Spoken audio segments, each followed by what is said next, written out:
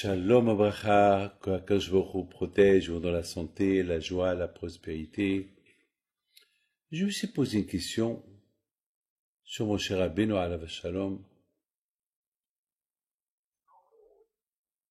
qu'il a prié tellement de prières pour qu'il rentre en Israël avec tous les Juifs qui étaient dans le désert.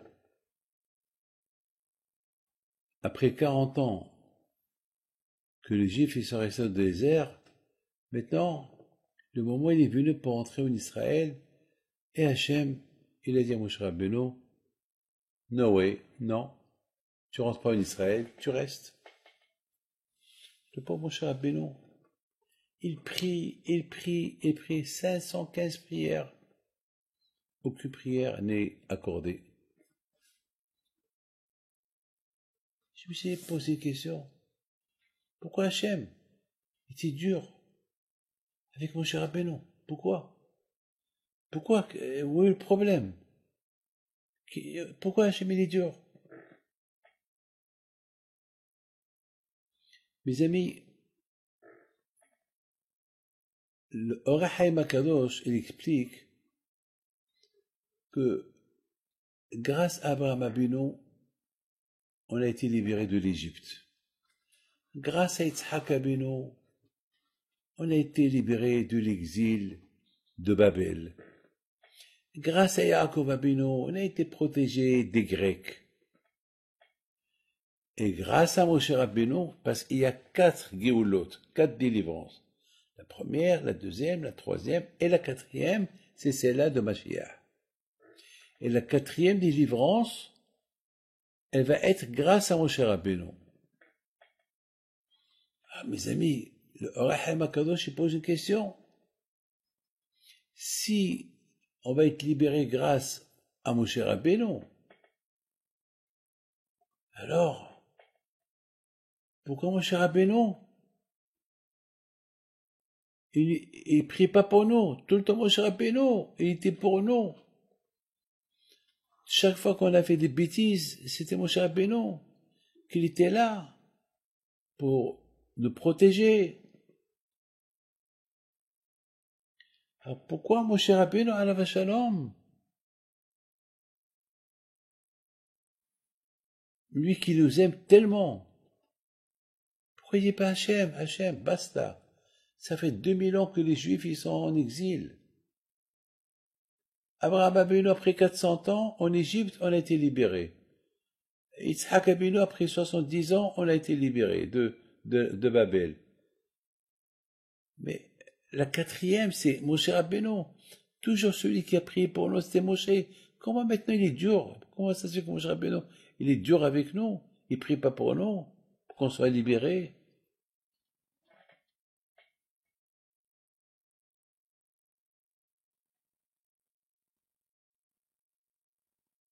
Mes amis, Moshe Rabbeinu, il dit le Or HaChaim HaKadosh, il n'est pas très confortable. Lorsqu'il voit les bénis Israël qui n'étudient pas assez la Torah, il n'est pas très confortable. Parce que Moshe Rabbeinu, c'est lui, l'homme de la Torah.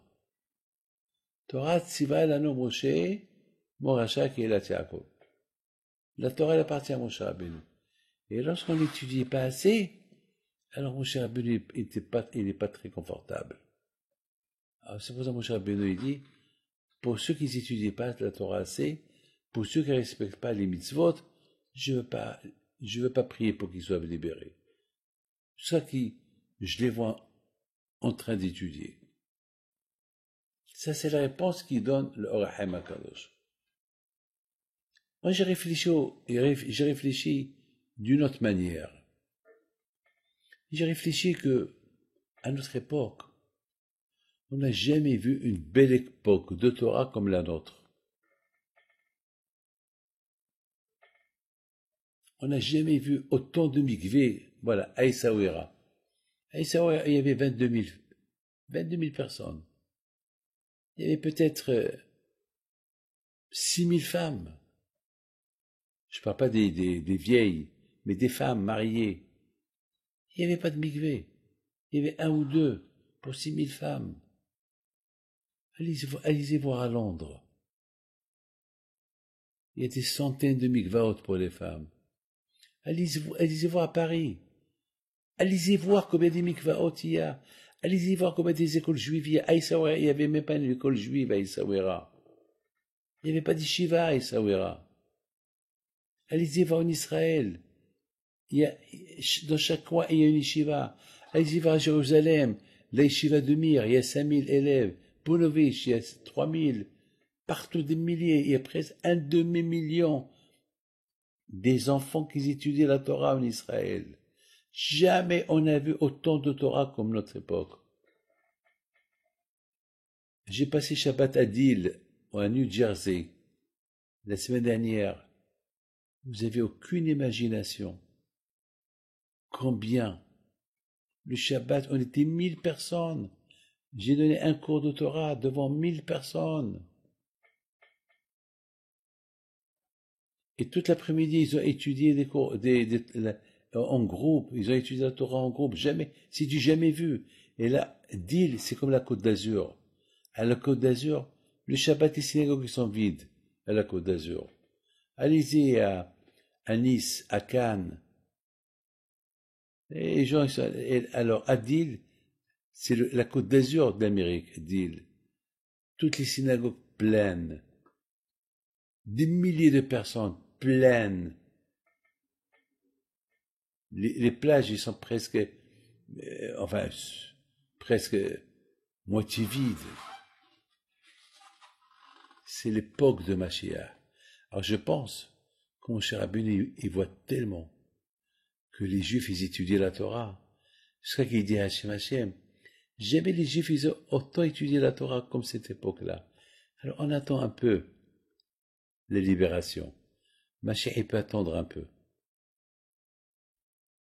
Comme ça, si Mashiach, il vient parce que les Juifs, ils le méritent.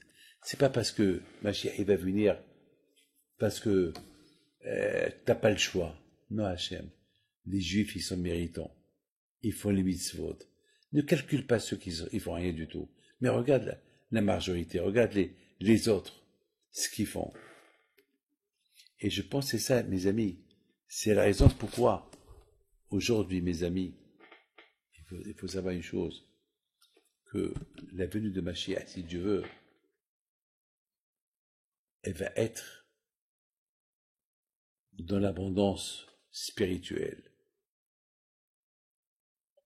Mes amis, je vous donne la parole d'honneur. J'ai jamais vu autant de hesed que les Juifs américains ils font avec les pauvres. Le hesed.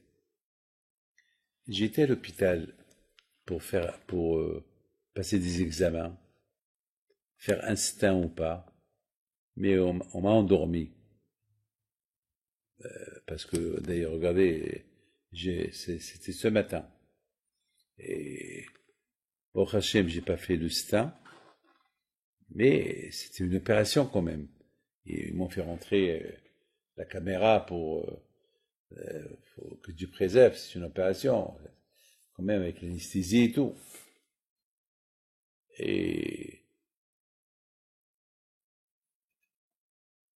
il y a là-bas une chambre, il y a là-bas des frigidaires, tout cachère, gratuit. Il y a une vingtaine d'hôpitaux à New York. Il n'y a pas un hôpital où il n'y a pas pour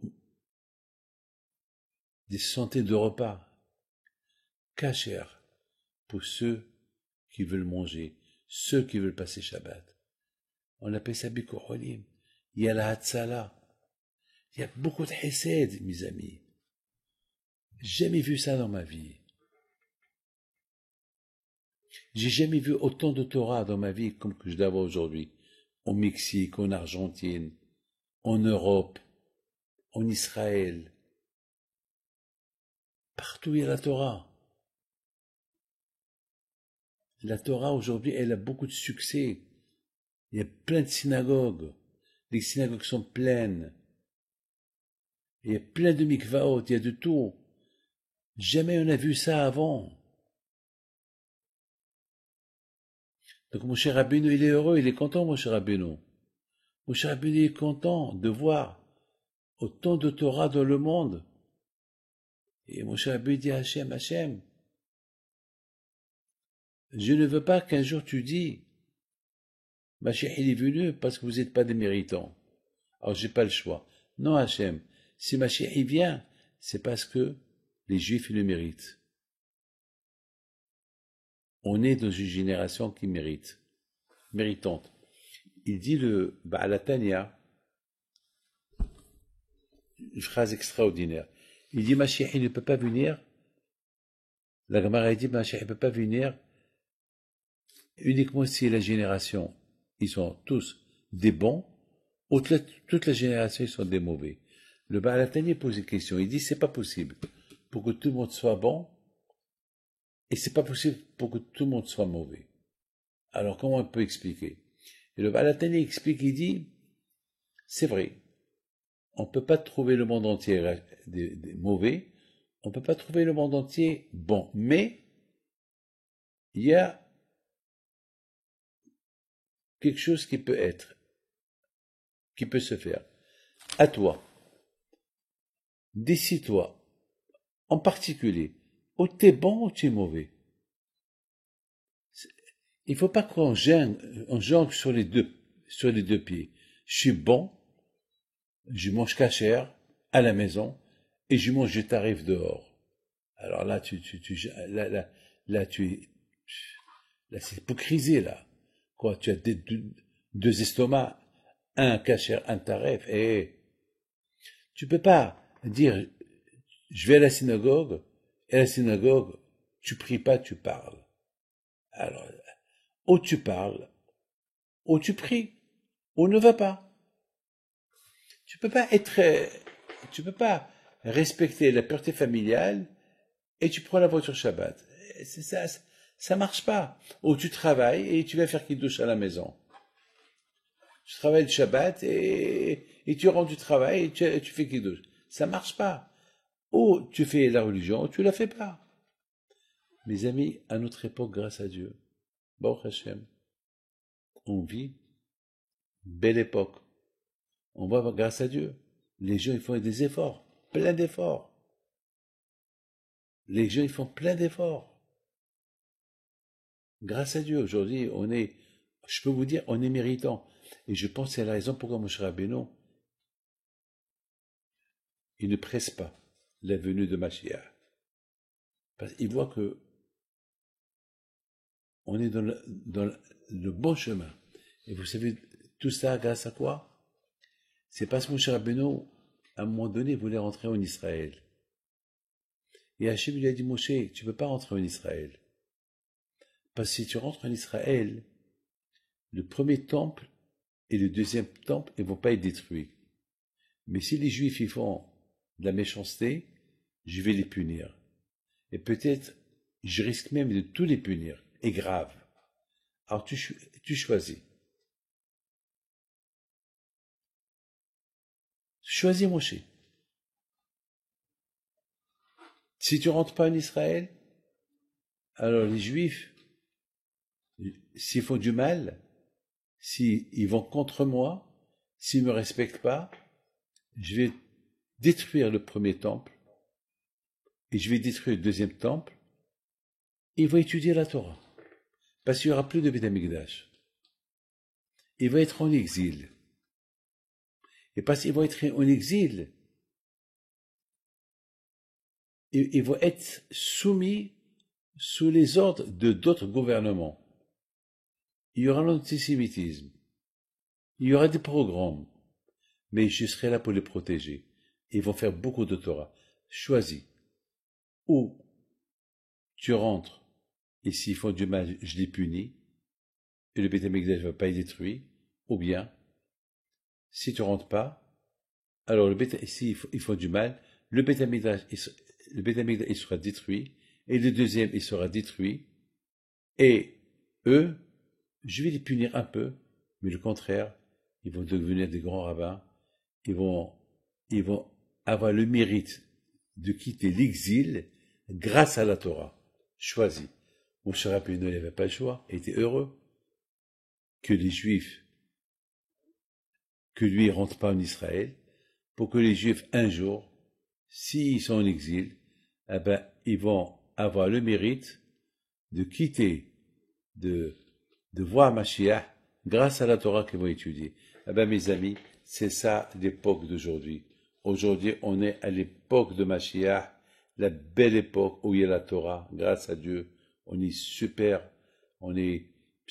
gâtés grâce à Dieu, avec les d'Hachem. Moshe Rabbeinu, il ne peut que être fier de nous, que Baruch Hashem, on étudie sa Torah, on l'étudie, et Be'ezat Hashem, on est dans la bonne voie de la guérison, la bonne voie de Mashiach. Pour ceux qui ne respectent pas la Torah, les pauvres, ils ne savent pas. Ils ne savent pas. On ne peut pas les juger, les pauvres, ils ne savent pas. Mais quant à nos conseils, grâce à Dieu, Hachem, il ne va pas, le contraire. Hachem, c'est comme un bébé. Un bébé qui fait des bêtises, on va le punir. Non, c'est un bébé. Imaginez-vous un bébé qui a 2 mois, et il bouge ses pieds, et il casse un verre avec ses pieds. Tu vas le punir? Non, il ne sait pas. Donc là aussi, mes amis, les Juifs ne savent pas. Ils ne savent pas, les pauvres, ils ne savent pas. Alors, le bon Dieu ne va pas, mais nos conseils, grâce à Dieu, on a les zéros de savoir, alors non, on va apporter Mashiach. Que le bon Dieu vous protège. Amen, Karatson, et bien, soit bien, et puis de soi avec vous. Amen.